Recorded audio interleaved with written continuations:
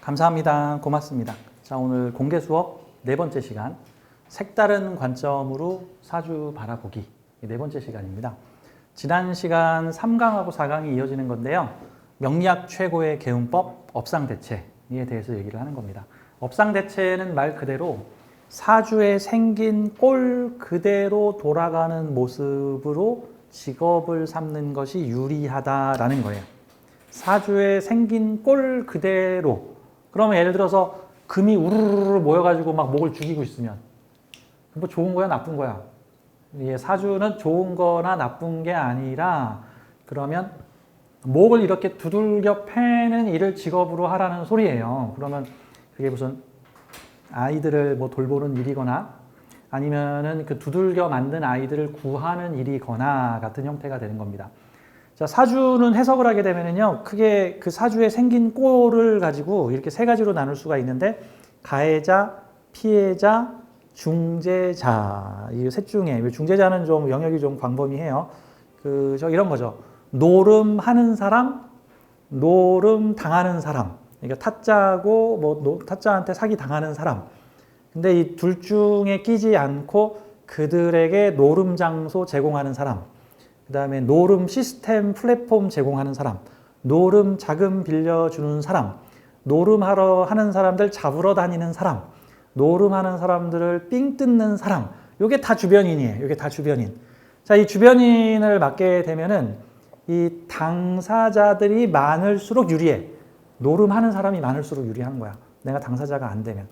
군겁쟁제도 마찬가지죠. 여러 비겁들이 모여서 하나의 재성을 공유하려고 하면은 그러면 많이 공유될수록 유리한 렌탈 사업, 각종 플랫폼 사업, 공유 서비스 사업, 우리 이 서비스 같이 이용해 주세요. 구독자 10만 명 돌파하면 무슨 행사하겠습니다. 드디어 이 제품을 얼마나 많은 사람들이 함께 이용을 해 주셨습니다. 그래서 이번에 시설을 확충하였습니다. 이런 형태로 많은 사람들이 함께 다루거나 컨트롤할수록 유리한 거 있는 그대로 거기다가 생각 어려움 아량하게 넣어가지고 좋은 거 나쁜 거라는 관점으로 보기 시작하면 사주는 좋은 거 나쁜 걸로밖에 안 보이는데 그건 자기 처지에서 좋은 거 나쁜 거죠. 그렇죠? 도시락 폭탄을 던진 건 좋은 일이야 나쁜 일이야? 한국인한테는 좋은 일이죠. 일본인한테는 테러 당한 거죠. 그런 거잖아. 한국 사람이 이런 얘기하면 또 큰일 나는데.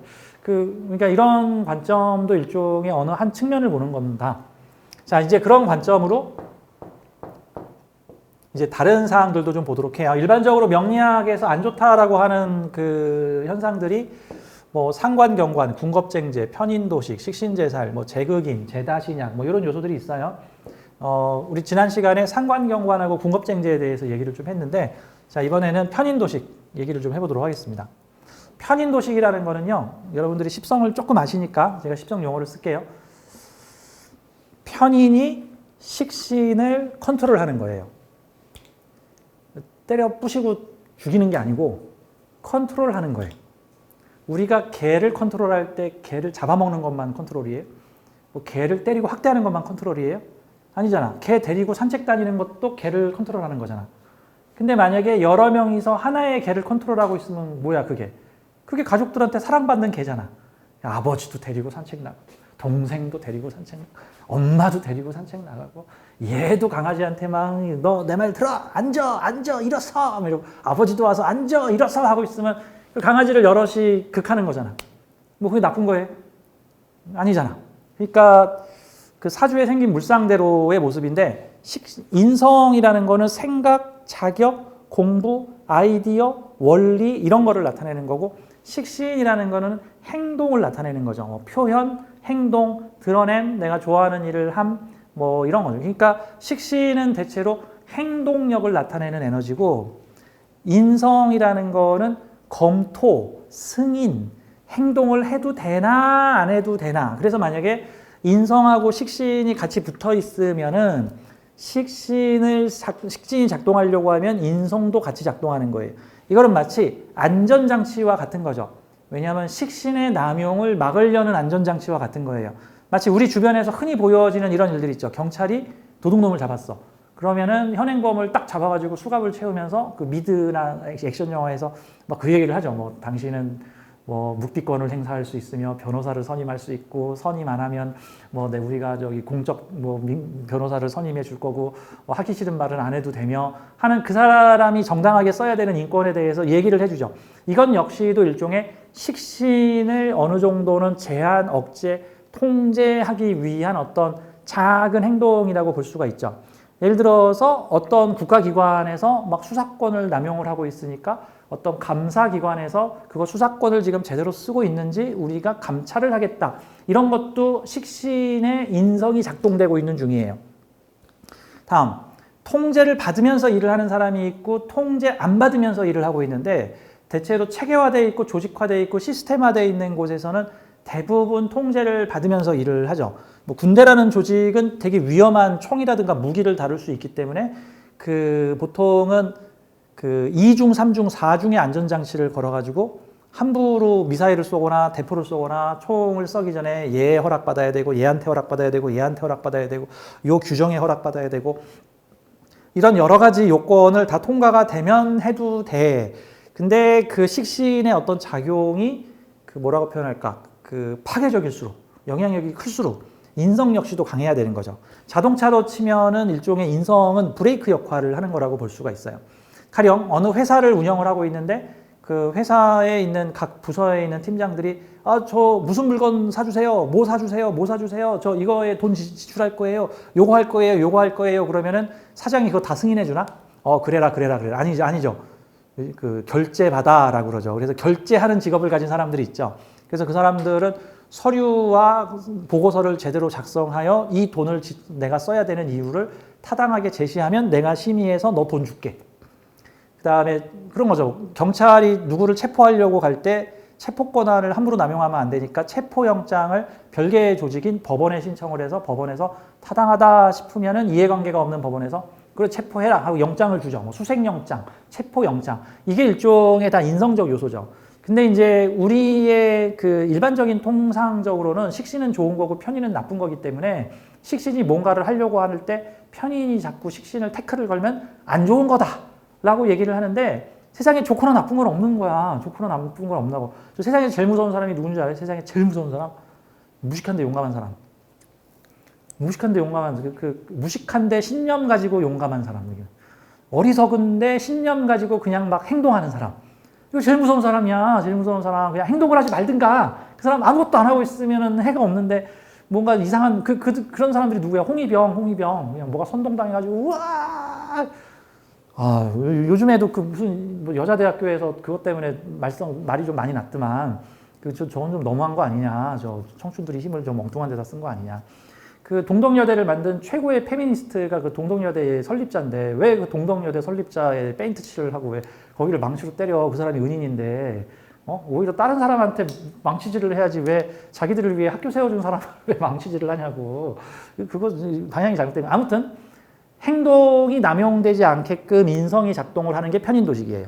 그러니까 편인도식 자체에는 밥그릇을 엎어버리는 나쁜 줄로만 생각을 하는 게 아니라 그게 이제 잘못된 곳에 쓰여질 때 농사를 지으려고 이게 잘못된 때 쓰여지는 거는 뭐냐면은 편인이라고 하는 어떤 편중된 가치관이나 조금 균형 잡히지 않은 생각이 행동을 막을 때 이게 부정적으로 나타나는 우리 생활 속 사례가 미신에 의해서 뭔가를 하지 않을 때, 미신에 의해서 생사람을 잡을 때, 뭐 이런 거야. 근데 이거 미신이라기보다 뭐 미풍양속 같은 것도 있는데 뭐 손 없는 날 이사를 가야 된다는 등, 무슨 날에는 어디를 가면 안 된다는 등, 뭐 이런 거죠. 근데 옛날에 그 어떤 잘못된 미신이 엄청 횡행하던 시절, 완전히 묻지마 그런 인성들이 작동을 하던 시절에는 뭐 이런 거죠.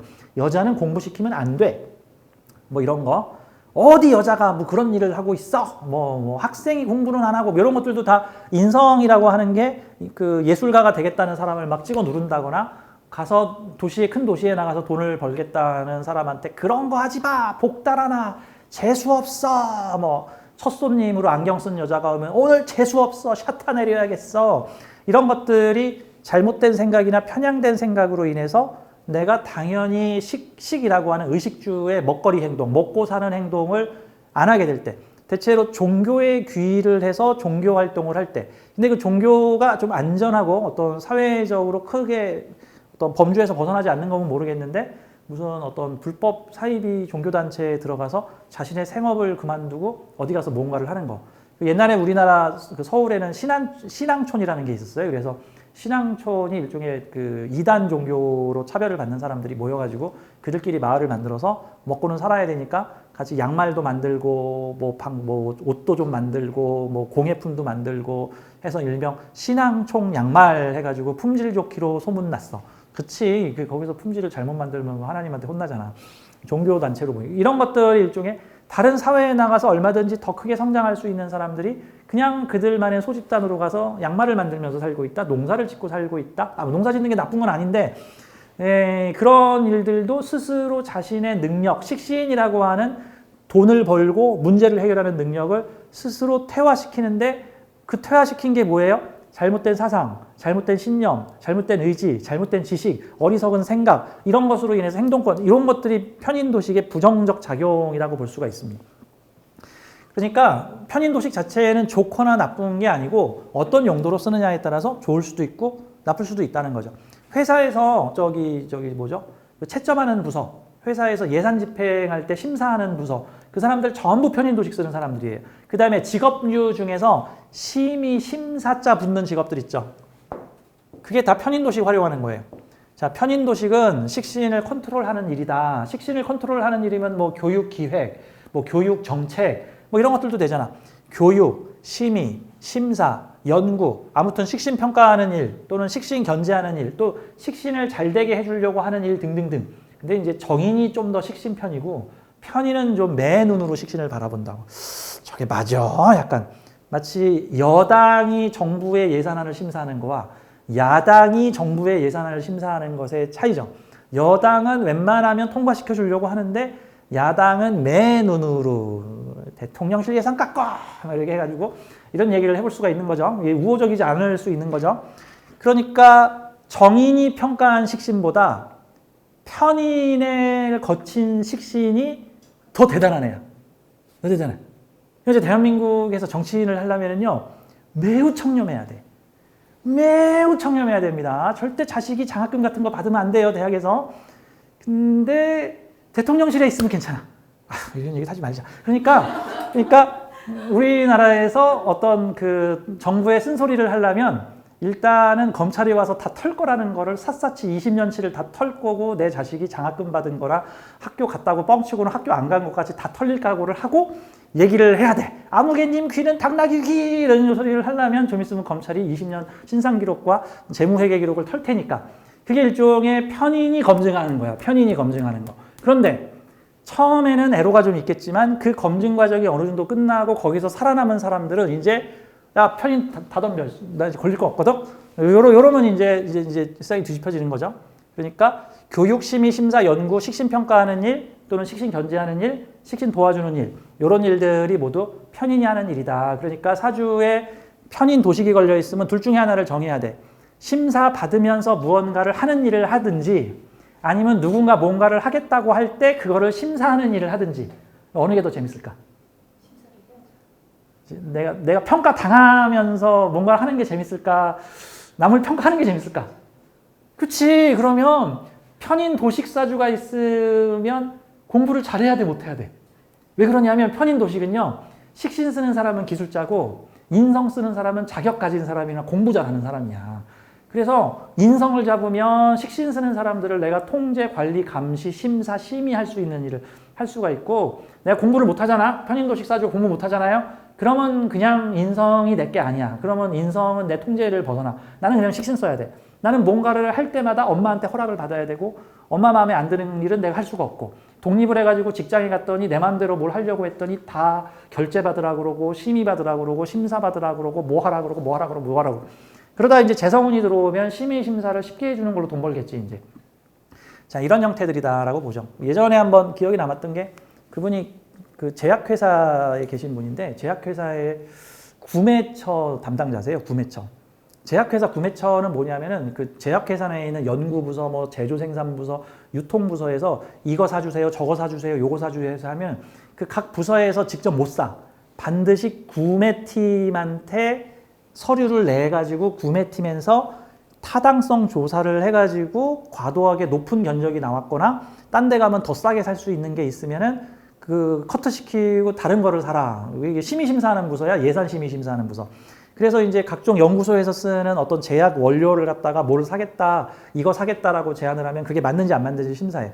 그러면 이제 경우에 따라서는 자기가 새로운 걸 제안해 줘야 되니까 그분은 전 세계를 돌아다니면서 희귀의약품 품질 관리 뭐 이런 거 하시면서 이렇게 갖고 들어오는 그런 일들도 하세요. 그러니까 그분 하는 일이 회사에서 뭔가를 하겠다, 식신적인 일을 하겠다고 했을 때 그것이 타당한지 타당하지 않은지, 예산 집행이 맞는지 안 맞는지, 그 행동이 맞는지 안 맞는지를 심의심사하는 일이야. 그거는 편인 도식을 당하는 사람이 아니라 편인 도식을 가하는 사람이. 한마디로 말해서 내 사주가 편인 도식이면 둘 중에 하나 고르시오야. 편인 도식을 당하든지 편인 도식을 가하든지. 제가 아는 지인분이 프랜차이즈 사업을 하다가 지금은 프랜차이즈 제가 회사의 연구소장으로 계시는데, 그 연구소장 지금 나이가 이제 50대 중반 되셔서 연구소장으로 계셔. 근데 그분 사주가 올리 편인 도식으로 돼 있어요. 강력한 편인으로 식신을 때려잡는 일을 하고 계십니다. 그랬더니 어떤 상황이 벌어지냐면은 그 연구소장님 밑에 직원으로 들어간 직원들이, 왜 식신이 직원도 되잖아. 내가 부리는 사람, 직원, 종업원. 직원들이 견뎌요, 못 견뎌요? 못 견뎌요. 왜 못 견뎌? 연구소장님이 너무 까다로워서 그걸 연구라고 했냐? 그걸 빵이라고 만들었냐? 무슨 재료를 왜 그딴 식으로 썼냐? 진짜 일반인들에 비해 20, 30배는 엄격한 품질 관리 기준으로 연구를 하고, 그분이 이제 제빵 회사의 우리나라에서 좀 유명한 큰 베이커리 카페의 연구소장이거든. 그래서 계속 신메뉴를 만들어내셔야 되는데 하는 일이 그거 검사하는 거예요. 심사하는 일. 그래서 직원들이 맨날 서너 달을 못 버티고 계속 나간다. 또 들어오면 두 달 있다가 나가고, 두 달 있다가 나가고, 두 달 있다가 나가고. 그러니까 그분 같은 경우는 둘 중에 하나 중에 심사위원장을 맡으실 거지, 이제. 심사위원장. 근데 어머니 사주, 근데 이 편인도식 사주가 사회적으로 이거를 활용을 하게 되면은 직장에서 이 에너지를 다 쓰고 나면 집에 와서는 이렇게 풀어져가지고, 나 아무것도 심사하고 싶지 않다. 아버지 용돈 주세요. 네 알아서 써라. 뭐 이렇게 된다고. 심사 안 한다고. 집에 와서 심사 안 해. 근데 그 에너지를 직업으로 쓰지 않으면 이제 사소한 데다 써. 그 무언가를 심사, 평가, 승인하는 기운을 사소한 데다 쓰면은 이제 어떤 데다 쓰는 거예요? 그 부인한테 이제 가계부 갖고 오라고 하고, 왜 이 옷을 왜 이 돈 주고 사왔냐고 하고, 자식이 시험 점수를 못 받으면 왜 이거밖에 못 보냐고 할 거고, 어디 연애를 하겠다 그러면은 9시까지 집에 들어와라 그러고, 그 연애할 놈 빨리 나한테 허락받고 연애 받아라. 너의 모든 행동은 나의 허락을 받고 가라. 예를 들어서 편인도식이 중중한 여성분이 가정주부야. 그러면 이제 그분은 심사위원장이 될까, 심사를 당하는 사람이 될까? 보통 남편이나 시어머니한테는 심사를 당하고, 그 다음에 그럼 만만한, 그럼 누구를 심사해야 돼, 이제 누구? 자식을 심사하겠지. 그럼 자식이 잘 클까, 집 나갈까? 그치, 이게 잘못된, 나는 너를 사랑했을 뿐이야 라고 하는데, 제발 저한테 관심 좀 끄세요. 제발 저한테 간섭 좀, 내가 뭐 이것 좀 사겠다는데 왜 그렇게 저한테 간섭을 하세요? 내가 왜 엄마의 말을 듣고 거길 가야 됩니까? 이런 상황들이 벌어질 수가 있어요. 이런 요소들을, 그래서 이 사주는 활용하기 나름이다. 이 편인도식을 좀 건설적인 일에 쓰면 되겠죠. 그러면 뭔가 가정주부다. 그럼 하다못해 지역의 주민자치위원회 같은 데 가가지고 그 구청에서 예산을 막 편성하면 주민자치위원회에서 이 구청이 일을 잘했네 못했네, 이 국회의원 일을 잘했네 못했네, 이 도의원 일을 잘했네 못했네, 이렇게 막 심의평가하는 일하면 신나지, 재밌지. 집에 와서는 그런 거 안 쓰지. 이제 그런 식으로 업상대체를 해주는 게 좋다 같은 거죠. 그래서 직업 자체가 무슨 심의위원회, 뭐 교육평가위원회, 무슨 학력평가위원회, 무슨 시험 학습평가위원회, 뭐 이런 형태들의 각종 심사 연구 이런 데에서 편인도식이 되게 잘 사용될 수 있겠구나라고 보시면 됩니다. 다음, 식신제살. 식신제살은 사주에 식신하고 편관이 있을 때입니다. 상관경과는 상관이 정관을 볼 때예요. 붙어 있으면은 강하게 작동을 하고 좀 떨어져 있으면은 약하게 작동을 하거나 뭔가 그 중간에 있는 다른 글자에게 영향을 받습니다. 식신은 길신인데 편관은 대체로 흉신으로 분류를 하죠. 보통 삶의 자극제 같은 역할을 해요.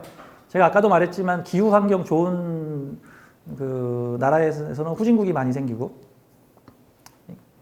고생 노력을 좀 해야 되는 나라에서는 과학 강국들이 발생되는 이유가 일종의 편관이라는 거는 어떤 우리를 자극하여 우리를 성장시키고 그대로 있으면 안 되겠다. 뭔가 달라져야 돼. 지지리도 가난한 집에 딱 태어났는데 지금 우리 집안의 꼴을 보아하니 이대로 가다간 나도 거지 꼴을 면치 못하겠다. 그러면 나는 아버지나 어머니처럼 살지 않고 나가서 일찍부터 나가서 일을 하든지 빨리 공부를 열심히 하든지 어느 분야에 뭔가 우수하게 돼서 내가 이 생활을 탈출해야겠다. 보통 이런 식의 동기부여가 되겠죠.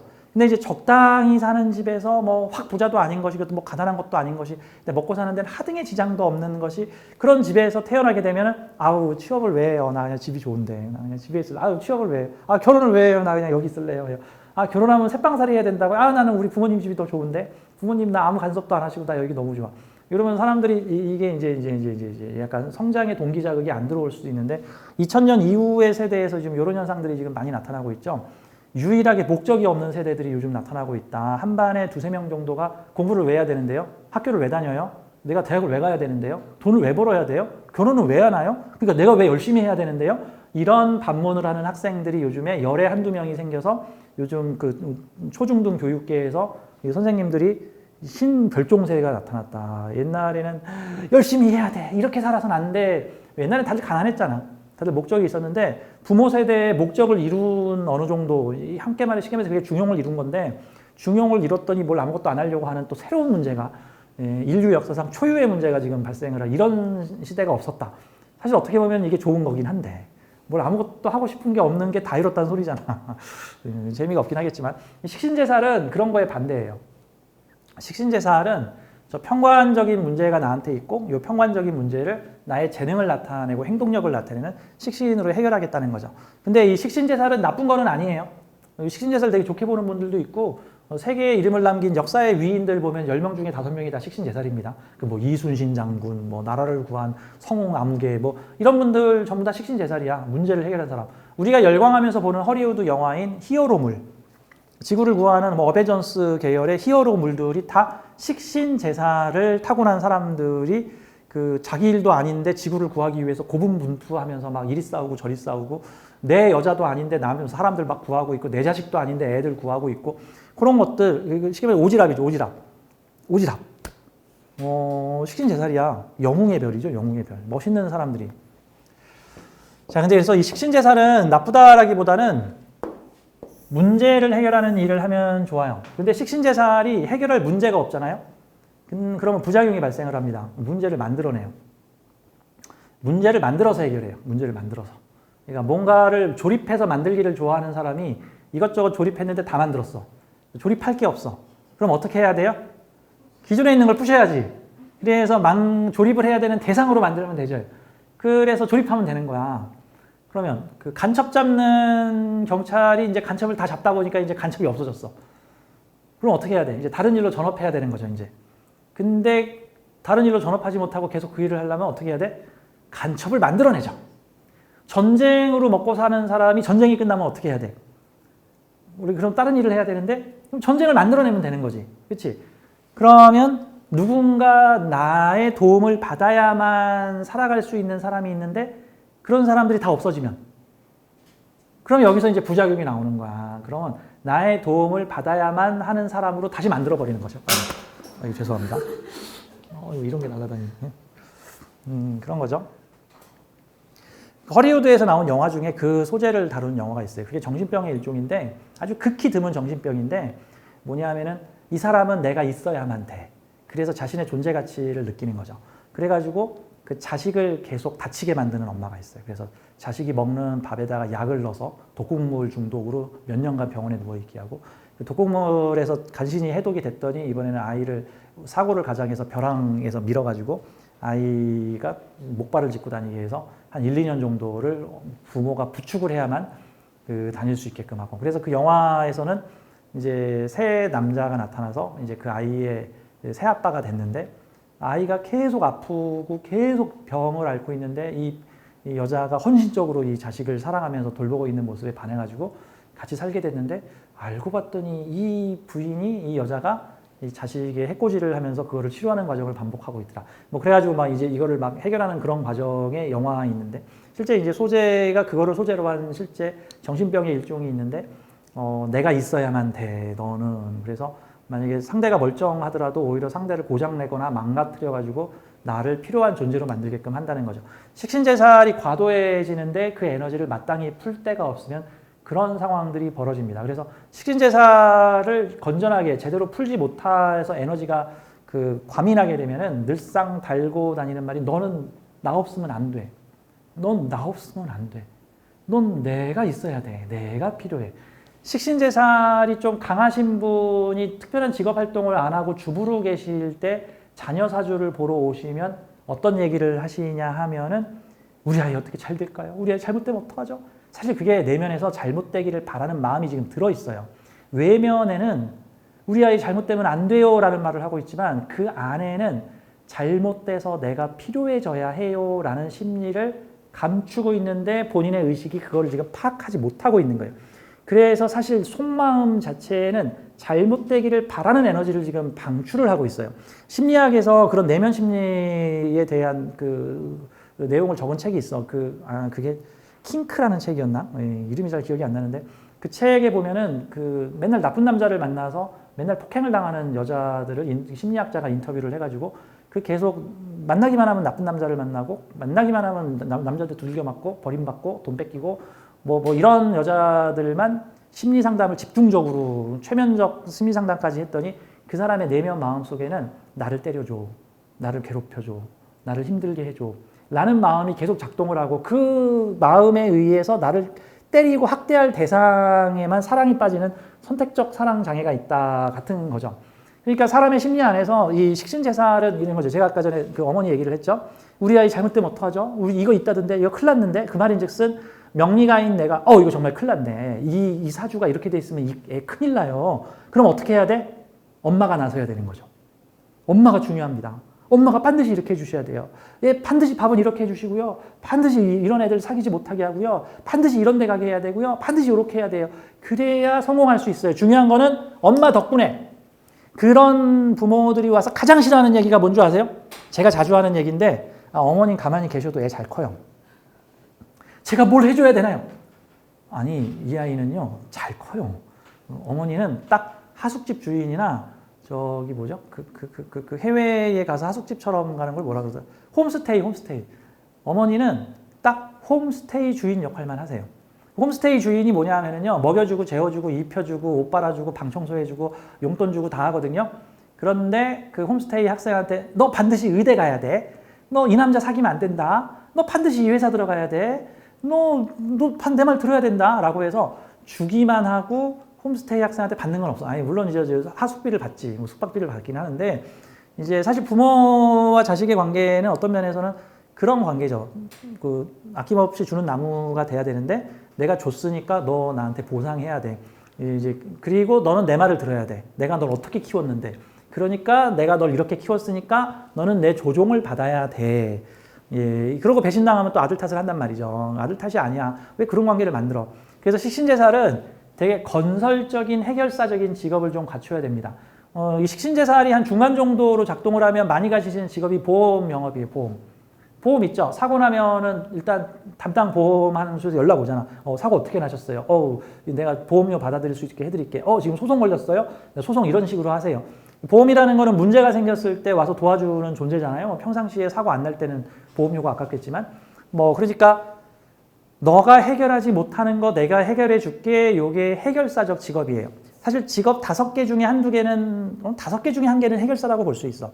예를 들어서 라면을 내가 끓여 먹을 수도 있는데 라면집 가서 먹으면 쉽네. 이거는 서비스업이에요. 너도 할 수 있지만 내가 해줄게. 이거는 서비스업이야. 근데 해결사업은 너 이거 못하지? 내가 해결해 줄게. 우리 집 냉장고가 고장났어요. 못 고쳐. 그러면 AS 기사가 와서 고쳐줘. 하수도가 막혔어. 내가 아무리 뚫으려고 해도 안 뚫려. 가서 뚫어줘. 결혼을 하고 싶은데 결혼을 못하고 있는 사람이 있어. 그래서 전문가를 찾아갔어. 제 능력으로는 안 될 것 같습니다. 결정사에 갔더니 그곳에서 사람들을 계속 만나게 해서 그래서 결혼을 했어. 이것도 다 해결사적인 직업이죠. 법률적 해결사, 어떤 기계적 해결사, 어떤 나의 사람들이 가지고 있는 각종 해결할 수 없는 문제들을 대신 해결해주는 문제들이 있어야겠죠. 근데 사람들은 저마다 자기 재주가 있고 뭐뭐뭐도 구르는 재주가 있다 이런 속담이 있는 것처럼 자기가 잘하는 거를 찾아서 뭘 못하는 거를 도와주는 일을 한다든가 뭔가 가르쳐주는 일을 한다든가 해결하지 못하는 일을 해준다든가. 근데 이게 집중화되지 못하면 온 친구들 사방팔방일에 오지라퍼처럼 쫓아다니면서 이리 간섭하고 저리 간섭하고 요리 간섭하러 갔는데 그 사람이 좀 현명한 능력을 가지고 있으면 고맙다, 도와줘서 고맙다라는 말을 듣겠지만 현명하지 못한 사람이 그렇게 도와주러 다니면은 자기도 망가지고 도와주는 사람까지 망가뜨리는 그런 형태들이 날 수 있죠. 예전에 몇 달 전에 이런 사건 한번 났는데 무슨 연예인, 여자 연예인인데 그 여자 연예인한테 그 스태프들하고 같이 여자 연예인이 밤에 길을 가고 있었는데 근데 어떤 팬으로 보이는 사람이 사인해 주세요. 아무 계시죠? 해가지고 사인해 주세요 라고 봤는데 갑자기 얼굴도 모르는 사람이 뒤에서 나타나가지고는 그 사인 받으러 오는 팬을 후드려 패버렸어. 그래가지고 그 연예인이 죄송합니다. 저 근데 저 사람 누군지 몰라요. 저희 스텝이 때린 거 아닙니다. 당신이 사인 받으러 오는 팬을 후드려 팼다면서요? 당신 스텝이. 아니 그 사람 제 스텝 아니고요. 저 모르는 사람이에요. 모르는 사람. 근데 당신 팬이 두들겨 맞고 있는데 당신은 말리지 않고 그냥 구경했다면서. 아니 저는 지금 무슨 영문인지 몰라서 갑자기 모르는 사람이 나타났는데 또 모르는 사람이 나타나서 둘이 싸우길래 저는 무슨 영문인지 몰라서 그냥 이랬어요. 그게 그런 상황이었으면 제가 얼른 가서 말렸죠. 그게 지금 뭐야? 팬을 오지라퍼잖아 지금 그게. 사인 받으러 달려오는데 저거 괴한 아니야? 쫓아가가지고는 다짜고짜 바로 유도를 해가지고 엎어치기로 해가지고 좁혀버린 거 아니야 지금. 영문도 모르는 그 연예인은 큰일이 난 거죠. 공범이 돼버린 거야. 그러니까 이 식신제살은 문제를 해결하는 일에 가야 되는데 지혜로워야 되고 유능해야 되고 그 방법이 현명해야 된다. 그러니까 직업적으로 뭔가 남의 어려운 문제를 해결해 주는 일을 하는 것이 좋다. 근데 아까도 말했지만 모든 직업 5개 중에 하나는 식신제살 직업입니다. 저 옷을 못 고쳐요 할 때 옷 수선해 주는 거. 저 몸이 아파요 할 때 몸 고쳐주는 거. 저 대학 못 갈 것 같아. 어떻게 학습하면 좋아요? 학습하는 거. 저 성공하고 싶은데 어떻게 해야 돼요? 그런 거. 누구나 할 수 있는 게 아니라 나만 할 수 있는 거. 그런 거를 찾으면은 이 식신제살은 영웅이 됩니다. 지구를 구하는 영웅. 각종 해결사 직업군에서 능력을 발휘한다. 뭐 이삿짐센터 이런 것도 해결사잖아요. 뭐 심부름센터 이런 것도 해결사고, 뭐 물건 오토바이로 총알같이 갖다 주는 것도 해결사고, 뭐 다양한 분야의 해결사적 직업들이 있죠. 자, 이번에는 제극인 한번 얘기를 해볼게요. 제극인은 간단하게 말하자면 옛날 명리책에는 제극인 하면은 나오는 얘기가 일명 탐재괴인이라 그래가지고 탐재괴인이 뭐냐면 탐욕스럽게 재물을 탐하면 괴물이 된다 뭐 이런 소리야. 그래서 재성이 인성을 극해가지고 인성이 망가졌다. 그래서 돈에 눈이 멀어서 양심을 속였다. 보통 이런 형태로 얘기를 하는데 이게 고전적 가치관에서는 무슨 머리 써서 돈 벌려고 하는 사람들을 되게 나쁜 사람으로 봤어요. 요즘에는 머리 써서 돈 버는 사람을 스마트하거나 샤프한 사람으로 보죠. 내가 우리가 살고 있는 사회를 어떤 사회라 그래? 자본주의 사회라 그러죠. 자본주의가 뭐 하는 사회예요? 노동자 사회라고 안 하죠. 노동자 사회라고 안 하고 자본주의라 그런다고. 노동자가 왕이야? 자본가가 왕이야? 자본이 왕이야. 자본가가 손발을 써서 일하는 사람이야? 돈을 굴려서 돈 버는 사람이야? 그러면 제극인이 바로 자본주의야. 제극인이 자본주의라고. 제 자본주의 사회에 살면서 제극인 나쁘다고 하면 이거 어느 도단이야? 이거 웃기는 거야 이거는. 그러니까 제극인은 쉽게 말해서 화이트 컬러죠. 머리 써서 창의적인 기획력으로 아이디어를 만들어서 생각과 구상을 통해서 정보 콘텐츠를 통해서 곧장 재화를 얻어내는 모든 일. 또 하나, 인성은 사람의 마음이고 재성은 그 사람의 마음을 자극하는 거예요. 사람의 마음을 자극하는 거. 잘 자극하면 감동, 힐링. 좀 심하게 자극하거나 나쁘게 자극하면은 19금, 39금, 뭐 그런 거 뭐라 그러죠? 음란 자극 성인물 이런 것도 자극한 거잖아. 세게 자극한 거잖아. 세게 자극한 거. 그런 것들은 적당히 자극하면은 감동, 힐링이고 이 사람의 마음을 움직이는 거, 각종 감동 사업, 그다음에 사람들을 깨어나게 하는 것, 성장시키는 것, 생각을 바꿔주는 것, 지식 정보를 곧장 돈으로 만들어내는 모든 현대 사업의 4차 산업과 5차 산업. 우리 K-팝 뭐예요? K-팝. 노래 부르니까 노가다 뛰는 건가? 아니야. K-팝은 제극인 사업이에요. K-팝은 제극인 사업이야. 사람들에게 감동을 주는 사업, 사람들에게 기쁨을 주는 사업, 사람들을 흥겹게 하는 사업, 다 뭐야? 사람들의 마음 테라피 하는 사업이잖아, 이게. 뭐 제극이, 노래 부르면 막 밥이 나와, 쌀이 나와. 근데 노래 들으면 기분 좋잖아. 막 젊고 예쁜 애들이 노래를 부르면 막 힐링이 되잖아. 드라마를 보면은 거기 연예인들이 각종 드라마에 나와서 뭔가를 하는 걸 보면은 나도 막 감동을 느끼고 재밌잖아. 이거 다 제극인이에요. 다 제극인. 근데 이 제극인들이 다 언제 생겼냐 하면은 최근 3, 40년 내에 생겼어요. 대한민국이 4차 산업혁명의 시대로 간 게 IMF 전후예요. IMF 터지기 전까지만 해도 우리는 제조 생산하는 나라였어. 2차 산업이나 3차 산업 하는 나라였는데 김대중 대통령이 전국에 인터넷 깔고 반도체에다가 20조 투자해가지고 엄청나게 반도체 붐, 그 다음에 인터넷 붐을 일으켰죠. 우리나라가 정보 지식 산업으로 갔는데 이게 다 4차 산업이야. 요즘 젊은 사람들이 공장 가서 일 안 하려고 그러죠. 그게 지금 명리적으로 표현하면 식상생재 하기 싫고 제극인만 하려고 한다. 회사에 가서 관리직 하려고 그러죠. 관리직이 관인상생, 다음에 요즘에 젊은이들이 가장 좋아하는 디지털 노마드 있죠. 노트북 하나 들고 유랑인처럼 디지털 장비 하나 들고 뭐 제주도에 가서 한 달 살이도 했다가 뭐 해외여행도 갔다가 언제든지 일하고 싶을 때 일했다가 뭐 일하기 싫으면 잤다가 뭐 자유롭게 누구의 간섭도 받지 않고 일하려고 하는 거. 그게 무관제극이지, 무관제극인. 손발 안 쓰잖아. 내가 무슨 농작물을 관리해, 뭐 공장에서 인형을 만들어, 뭐 가게에서 물건을 팔아, 뭐 식당에서 국밥을 끓여. 안 하잖아. 제극인이야. 근데 요즘 젊은 사람들이 다 그거 하려고 그러죠. 외국인 회사에 가는 이유가 뭐예요? 외국인 회사 가서 디자인 할래요, 뭐 기획할래요, 사업 기획할래요, 뭐 사업 아이템 만들래요, 마케팅 할래요, 홍보할래요. 마케팅, 홍보, 이거 다 제극인이에요. 그러니까 현대사회는 제극인적 직업이 정말 무궁무진. 그러니까 내 사주에 제극인이라는 재성과 인성이 붙어 있거나 가깝게 영향을 미치고 있거나 사주의 주성분이 재성과 인성으로 구성되어 있으면 그러면은 이 현대사회에 아주 걸맞는 사주로 태어났구나 이렇게 보면 되는 거죠. 근데 이 제극인 사주가 조선시대에 태어나면은 이게 게으름뱅이 군뱅이 일할 생각은 안 하고 머릿속에 엉뚱한 잡생각만 하고 있는 사람이에요. 자, 제극인의 특징이 머릿속에 생각이 많다. 그렇죠? 근데 옛날 사람들은 생각이 많은 사람을 좋아해. 생각 없이 일 열심히 하는 사람 좋아해. 그치, 노비가 생각이 많으면 곤란하잖아. 노비가 일을 열심히 하고 생각을 안 해야지. 군대에서도 어떤 사람 좋아해? 생각은 안 하고 명령 잘 듣고 까라면 까는 사람 좋아하잖아. 근데 제극인은 행동은 잘 안 하고, 왜? 식신을 안 쓰니까, 식신상관을 안 쓰니까 행동은 안 하고 생각만 해. 그 다음에 바로 미래를 예측을 해. 그래서 미리 미래를 보고 거기에 맞춰서 움직이려고 한단 말이지. 옛날로 보면 아주 그 게으름뱅이에 잔머리 굴리는 약간 그런 사람으로 보일 수 있지만 현대사회의 화이트 컬러다. 돈 버는 사람이다. 그렇죠? 스티브 잡스가 다 뭘로 성공한 거야? 스티브 잡스가 인형 만들어서 성공했어? 스티브 잡스는 아이디어를 해서 성공했잖아. 누가 만들어? 그거는 중국에 있는 노동자들이 만들지. 애플폰을 미국 사람이 만드냐고. 그거 중국이나 베트남 사람들이 만들고 있지. 그런 형태라고 봐야 되는 거예요. 그래서 이 제극인 사주는 선진국에서 태어나면 할 일이 많은데 아프리카, 중남미, 서민 국가에서 태어나면은 집에서 백수건달 할 가능성이 꽤 높다. 뭐 이렇게 봐야 되는 거죠. 그러니까 창의적인, 창작적인 일은 전부 제극인이라고 봐야 돼.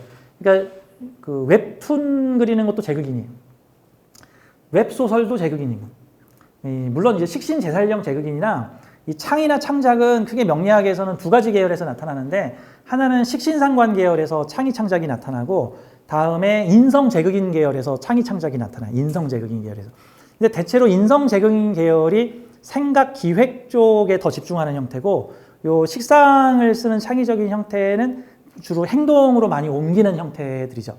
그러니까 이런 운동을 한번 만들어가지고 이런 운동법을 한번 퍼뜨려 볼까 해서 창의적인 새로운 운동법을 만들어서 막 새로운 운동을 막 사람들한테 퍼뜨리면은 식상적인 거고 그러면서 이 운동이 효과가 있을까 없을까 막 연구 분석해가지고 그거를 막 홍보 마케팅 광고 해가지고 그 상품 자체를 판다. 또 책을 만들어서 책을 팔겠다. 내가 운동 안 하고 뭐 이러면은 이제 인성파다, 제극인파다 이제라고 볼 수가 있겠죠. 자, 그래서 사주의 제극인을 가지고 있는 사람들은 할 일이 되게 많아요. 그리고 여러분들이 좋아하는 주식으로 돈 벌래요, 코인으로 돈 벌래요, 이거 다 제극인입니다. 제극인. 각종 재테크, 창의적 기획, 아이디어 사업, 지식 정보 컨텐츠 사업의 다방면의 분야에서 요즘 새로 생기는 대부분의 직업은 다 제극인적 직업이고 젊은 사람들이 하기 싫어하는 게 식신생재고 젊은 사람들이 하고 싶어하는 게 최제극인이다라고 보면 되는 거야. 어떻게 보자면. 요즘 젊은 사람들이 제일 좋아하는 거는 내가 보기엔 무관의 제극인 같아. 무관, 무식상의 제극인. 무관, 아무도 나를 간섭하지 않는다. 무식상, 아무것도 안 해도 된다. 제극인, 생각만 하면 돈이 나온다. 이거 좋지 않아요? 근데 옛날 시대에 무관, 무식상의 제극인이면 도둑놈이지. 옛날 같았으면. 사기꾼, 옛날 같았으면. 봉이김선달이죠? 이게 봉이김선달. 뭐 허생 이런 사람들 공부하다가 갑자기 때려치고 돈 벌겠다고 매점매석을 해가지고 시장 교란을 해서 폭리를 취해서 돈을 벌었다 뭐 이런 거 같은 거잖아. 이 전통 사회에서는 돈을 굴려가지고 돈을 버는 이런 지금의 재테크적인 행동이나 이자를 받는 어떤 행동 뭐 이런 요즘 현대 금융이 다 이자 받는 거잖아요. 뭐 은행에서 이자 받고 채권 사서 이자 받고 주식 사서 이자 받고 그 이자 받을 수 있는 권리를 팔고 사는 게 주식 시장이고 뭐 각종 뭐 이런 각종 이거 다 이자 받는 행동이라고 돈을 버는 행동인데 옛날에 전에도 한번 이런 얘기했지만 불과 100년 전만 해도 돈을 굴려서 돈을 버는 행동을 사람이 해서는 안 되는 행동으로 여겨서 특히 중세사회에서는 사람이 절대 해서는 안 되는 짓이었어. 이자 받는 짓이. 이자 금융사업이. 그래서 사람이 아닌 사람만 할 수 있었어.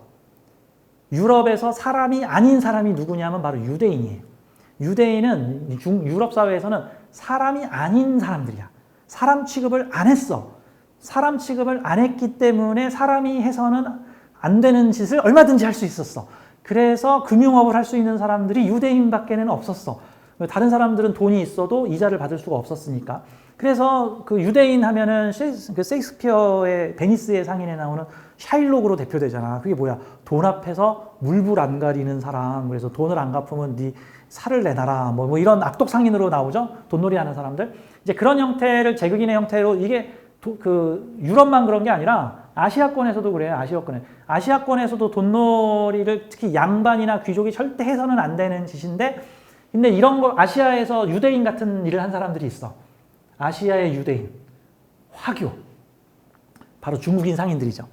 중국인 상인. 그 사람들은 자본을 갖다 빌려주고 재물을 받는 거잖아. 근데 대부분 어떤 귀족들이나 이런 사람들은 그런 일을 하면은 절대 안 되는 짓. 요즘으로 치면 임신매매 하는 짓이나 뭐 받을 바 없는 짓을 했다. 종교적, 신앙적으로 절대 해서는 안 되는 짓이었다. 뭐 이런 거 같은 거죠. 그래서 이 제극인이 명리학에서도 되게 저평가를 받고 있고 탐제 괴인이라고 해서 돈에 그 눈이 멀어서 양심을 버렸다. 딱 그 셰익스피어가 바라본 샤일록 같은 모습인 거죠. 사람한테 어려운 사람한테 돈을 빌려주고는 이자까지 받아 챙겨 이런 뭐 이런 관점으로 봤다면 요즘 시대는 당연한 거지만 그것이 과도하게 받으면 문제겠지만 그래서 옛날 책에는 제극인에 대해서 좋은 얘기 하나도 안 나오지만 현대 직업사회에서는 이 제극인이 되게 각광받고 유망받고 특히 젊은이들이 가장 선망하는 명리가 바로 제극인이라고 보면 되는 거죠. 그런 느낌입니다. 제극인은 나쁜 게 아니야. 제극인이 있으면 좋아해야 돼. 단 내 사주에 제극인이 가득한데 재성 2개, 인성 2개가 서로 맞닿아 있는데 저는 금융 재테크를 해서 돈을 벌 수 있을까요? 라고 물어보면 제극인이 있으면 돈을 번다가 아니라 제극인적 행동을 많이 한다예요. 돈을 버는 게 아니고 제극인적 행동을 많이 한다야. 그러면 많이 했는데 돈을 벌면 부자가 되는 거고 할수록 돈을 못 벌면 그 사람 망하는 거야. 결과가 나온 게 아니라고. 그러면 너가 싫든 좋든 원하든 원하지 않든 주식이라든가 금융이라든가 도박이라든가 이런 쪽으로 빠질 가능성이 있겠구나라 그러면은 너 절대 주식하면 안 된다라고 해야 돼. 차라리 주식 공부하라고 해야 돼.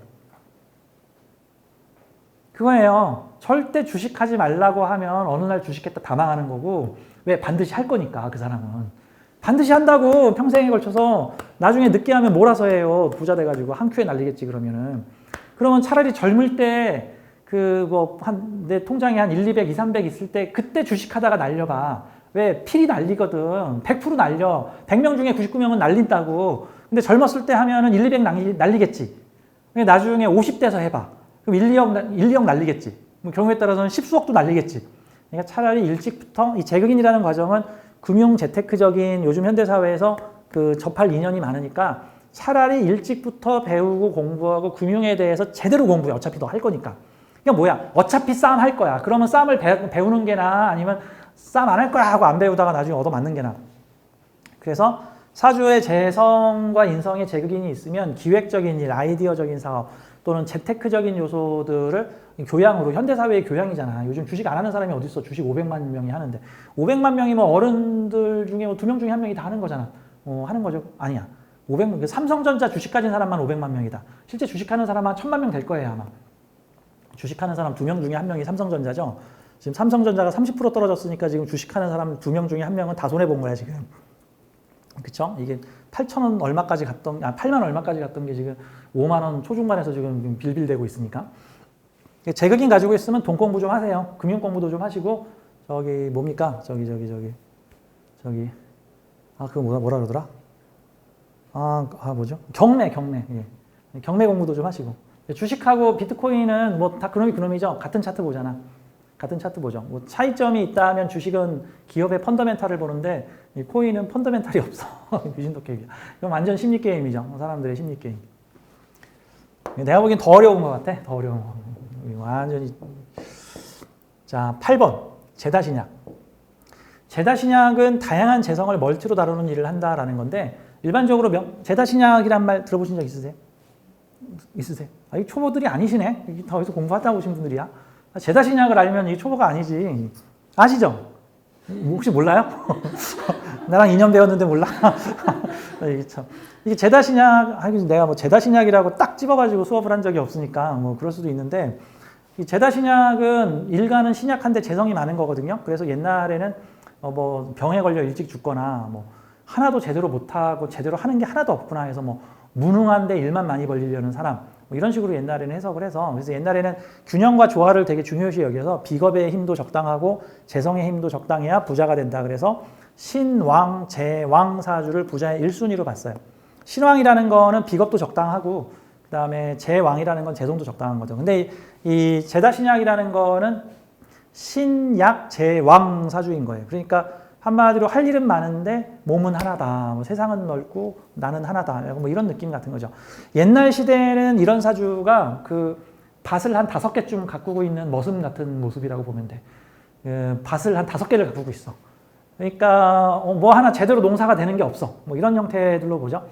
그래서 이 옛날 사회는 그래서 이 제다신약이 오히려 부자 되고 싶었는데 몸만 상하고 거지가 되더라. 힘들더라. 욕심만 많은데 제대로 이루는 건 없더라. 이 여자 저 여자 다 cik적거리는데 제대로 건사하는 건 한 개도 없더라. 막 약간 이런 느낌의 부정적 요소의 해석이 훨씬 더 많이 나왔는데 요즘 현대사회에 달라졌어요. 왜 현대사회가 달라졌냐면 이 전통사회와 현대사회의 차이는 군겁쟁지 때도 얘기했지만 전통사회는 한정된 자원 때문에 사람이 많으면 반드시 굶어야 되는 사람들이 생겼고 누군가가 재성을 독점하면 다수가 굶어야 되는 빈곤해지는 상황이 벌어졌는데 현대사회는 자원이 거의 무한대에 가까이 늘어나고 있습니다. 불과 30년 전만 해도 석유가 곧 있으면 떨어진다는 둥, 뭐 빙하기가 온다는 둥, 석유를 아껴 써야 된다는 둥 했는데 나이를 먹으면 먹을수록 석유 매장량이 100만 년, 1000만 년으로 늘어나서 지금 현재에서는 석유 매장량이 무한대로 지금 늘어났습니다. 이제는 셰일가스까지 나와가지고 저기 한 몇천 년 동안 써도 셰일가스는 끝도 없이 나오기로 돼 있는 뭐 그런 거거든. 그러니까 이제는 자원이 부족해서 생기는 문제가 아닌 거야. 자, 이게 제다신약에서 어떻게 작용을 하냐면요. 옛날에는 1인당 생산량이 한정돼 있었어. 내가 머리 쓰고 손발 쓰는 범위 내에서만 생산량이 만들어졌는데 현대 IT 사회로 가서는 어떤 일이 벌어졌냐면은 혼자서 멀티로 한 30명이나 50명이 할 수 있는 일을 혼자서 할 수 있는 세상이 생겼어. 게다가 인공지능이나 AI 같은 어떤 첨단 기술을 활용하는 사람은 이제는 수백 명의 할 일을 혼자서 하는 일들이 이제 생길 수 있다는 거죠. 요즘 우크라이나, 러시아 전쟁을 하는데 전에는 이 드론을 조종하는 사람이 한 명이서 한 개의 드론을 조종했어. 근데 요즘 기술이 발달해가지고 이 드론에 인공지능을 넣어서 이 드론 한 개를 조종하는 게 아니라 드론 소대를 조종을 해. 드론 편대, 드론 소대.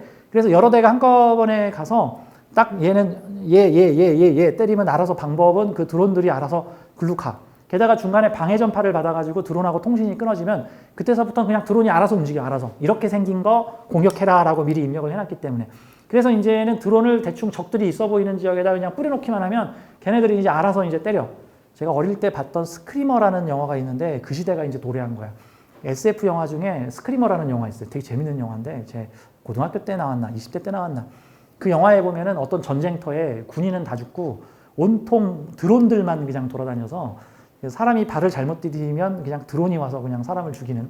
그래서 사람들은 기지에 갇혀가지고 기지 밖으로 꼼짝도 못하고 기지 밖에는 온통 무인 스크리머라고 하는 일종의 드론이죠. 무인 드론이 공중이건 땅속이건 쥐에 깔려가지고 지뢰처럼 깔려서 사람을 공격하는. 근데 이제 그 드론이 진화를 해가지고 사람이 기지 밖으로 안 나오니까 그 드론이 스스로 진화를 해서 인간처럼 생긴 드론을 만들어가지고 마치 기지 안으로 들어와서 막 사람을 죽이는 뭐 터미네이터 같은 그런 얘기들이 나오는 건데 요즘 이제 그런 시대가 된 거야. 자, 이 말인 즉슨 옛날에는 혼자서 할 수 있는 일까지만 가능했지만 이제 미래 사회는 혼자서 제다신약을 감당할 수 있는 사회가 됐어요. 게다가 몸신자를 쓰는 게 아니라 몸신자를 안 쓰니까 쉽게 말해서 몸을 쓰는 게 아니라 머리를 쓰는 거야. 대체로 이 몸이 건강한 사람은 몸으로 승부를 걸려고 그러고 몸이 건강하지 않은 사람은 머리로 승부를 걸려고 뇌생남을 하려고 하는데 그래서 이 제다 신약은 가치가 있고 그래서 이 제다 신약 사주를 보면은 젊은 사람들을 보면은 빨리 인공지능, AI, IT, 컴퓨터 관련된 공부를 해서 2, 30명이 할 일을 너 혼자 처리를 해라 같은 거죠. 옛날에는 은행에 사람들이 많았어요. 근데 여러분 동네에 지금 은행들 다 없어지고 있죠. 다 무인기계가 대체하고 있다고. 이제 사이버 은행으로 바뀌고 있어. 옛날에 은행원들이 일일이 다 계산을 하고 창구에서 사람을 받았는데 이젠 다 없어졌어. 저 하이패스가 생기면서 고속도로에서 표 받는 사람도 없어졌고 음식점에서 주문 받는 사람도 없어졌어. 키오스크가 나와가지고 요즘 다 해. 그러니까 이제는 제다 신약은 거지 사주다가 아니라 제다 신약은 마치 혼자서 수많은 일을 펼칠 수 있는 모습과 같은 거예요.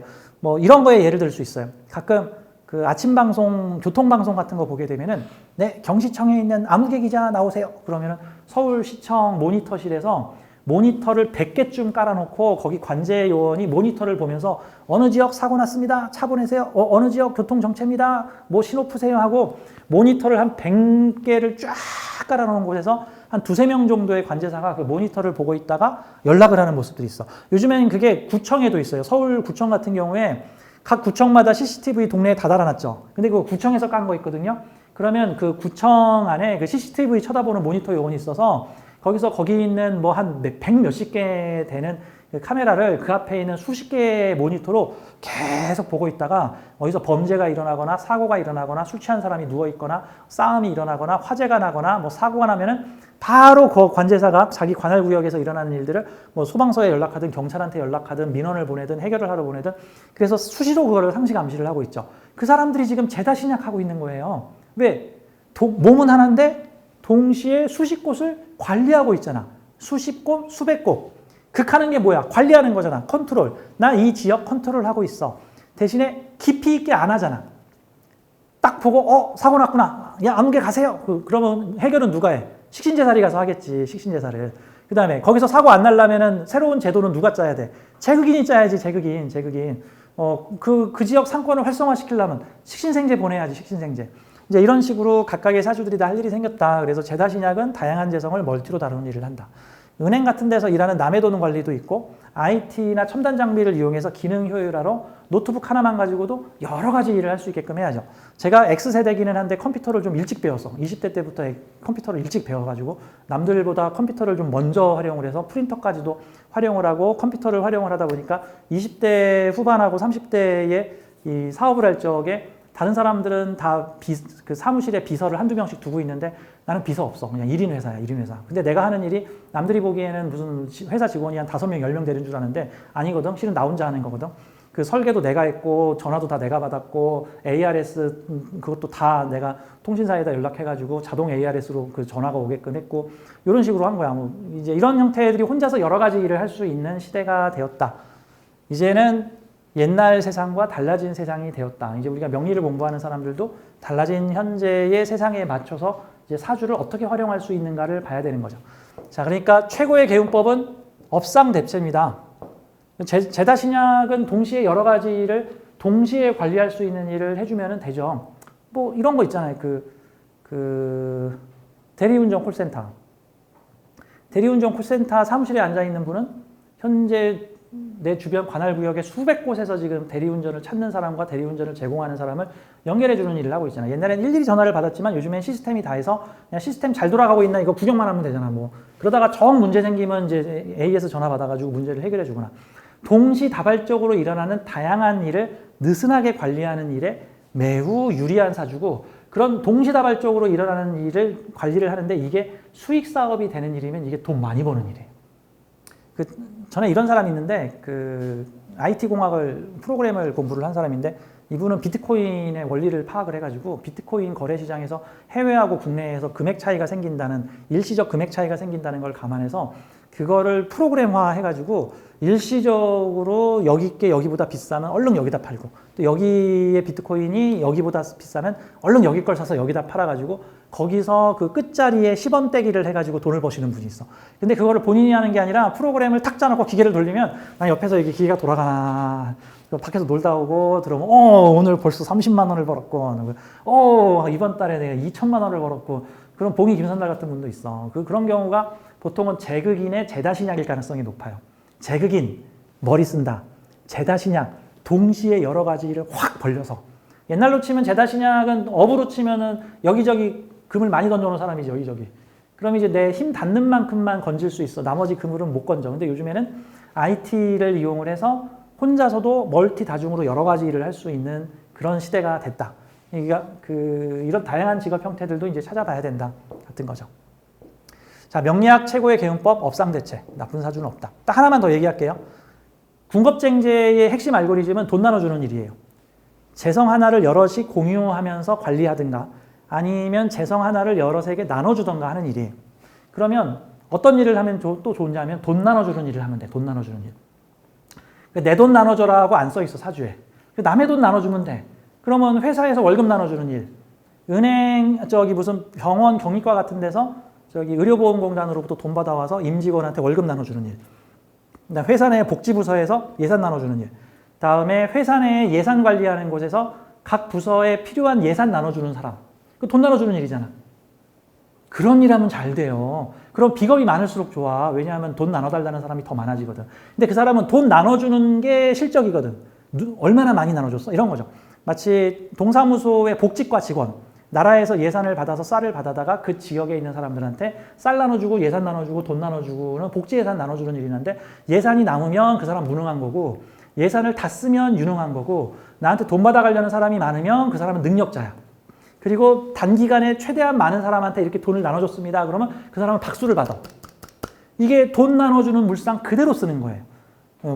그래서 이런 경우가 이 복지 관련된 일을 하시는 분은 부자들한테 돈을 걷어가지고 가난한 사람들한테 돈 나눠주는 일을 하시는 분이고 이분도 시민사회단체 무료급식 해주시는 사람들한테 기부금 받아가지고 사람들한테 돈 나눠주는 일을 하시는 궁겁쟁제의 일을 잘 하고 계시더라. 물상 그대로 쓰면은 유리하다. 다만 물상을 잘못 쓸 수도 있어요. 궁겁쟁제 사주 중에 요 끝에 있는 사주는 자살한 분이에요. 자살한 분. 이 사주하고 사주 비슷하게 생겼죠. 이 사주하고 뭐 다른 거 뭐 있어? 이 사주하고 비슷하게 생겼죠. 요 사주하고 요 사주. 이 사주는 갤러리 주인. 이 사람 저 사람 와서 그림 파는 거 관리하는 사람. 이 사람은 도박, 카지노, 코인, 주식 하다가 돈 다 날리고 자살했어요. 이 자살한 사람이 저하고 상담을 할 리는 없죠. 이제 이분의 친구 지인이 와서 사주 공부를 좀 하시는 분인데 뭐 몇 달 전에 내 친구가 자살을 했다. 사업 파산으로. 왜 자살을 했느냐. 보니까 내 친구가 궁겁쟁제라서 그런 것 같다. 맞다. 궁겁쟁제인데 궁겁쟁제가 해서는 안 되는 일을 해서 지금 망한 거다. 궁겁쟁제는 재물을 공유하고 이게 내 주변에 투기에 뛰어들려는 사람이 엄청 많을 거기 때문에 아까도 말했지만 그거 있죠. 그 골드러시에 돈 번 사람은 금을 찾으러 가서 돈 번 사람은 거의 없고 금을 찾으러 몰려든 사람한테 곡괭이하고 삽하고 청바지 팔아하는 사람들이 돈을 벌었다 같은 거예요.